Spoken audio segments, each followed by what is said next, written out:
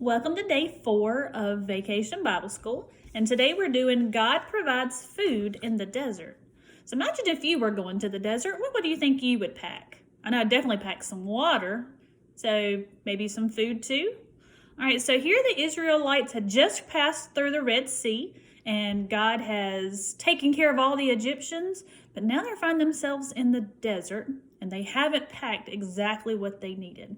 So let's see what the Bible story says.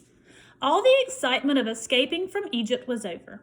The Israelites had seen the last of their slave drivers. Now they had to get used to a different way of life. Slowly they began to make their way to Canaan, the land that God had promised. But it wasn't long before they began to hate the hardship of the desert journey. They soon forgot the beatings they had suffered in Egypt and came grumbling to Moses. "Why'd you bring us here?" they complained. "In Egypt, we had all the food we wanted, and now we're starving. It's all your fault." Moses didn't know how to answer, but God said, "I will give the people food." And he told Moses how it would happen. So just think, they've been slaves for all these years, and now they're complaining that they want to go back. They had all this food. Moses and Aaron went back to the people with God's message. "When you grumbled at me," Moses said, "you were really grumbling to God. He is the one that brought you out of Egypt, and he is the one that will give you food. Tonight and tomorrow morning, you will find out how he's going to do it." That night, huge flocks of quail flew over the tents. All right, so a quail can fly. So that's a type of bird. Some, tired out by their flight, rested on the ground. They were quickly caught and turned into a tasty meal. The next morning, something even more amazing happened. The Israelites looked out of their tents and saw, as the dew melted, something white and flaky left all over the ground. They tasted it and it was sweet like a honey biscuit. They didn't know what it was, so they called it manna, which means, "What is it?"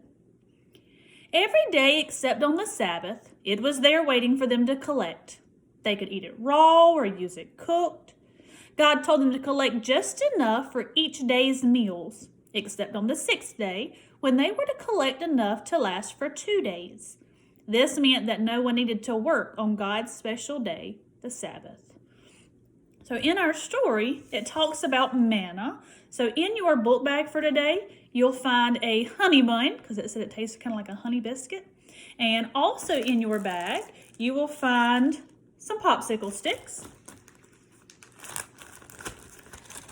And there is one that has been glued together for you.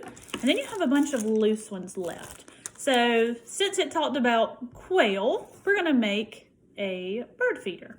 So you're going to take this flat part and make sure that it has the 2 sections that have been glued up top.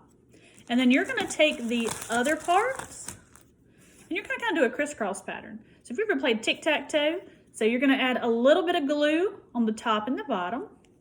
And then I'm going to lay these popsicle sticks on top this way. Let those dry for a little bit. Then I can turn it sideways and I'm going to add my next 2 sticks on top of these. And once everything has been dried and glued together, your final product will look like this.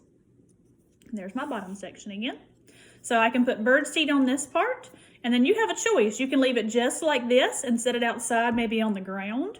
Or in your book bag, there is a piece of green yarn. So you can push that green yarn through this top little section, and I'll be able to hang it in a tree. All right, so tomorrow, day 5, is our last day of Bible school, so let's find out what happens to Moses.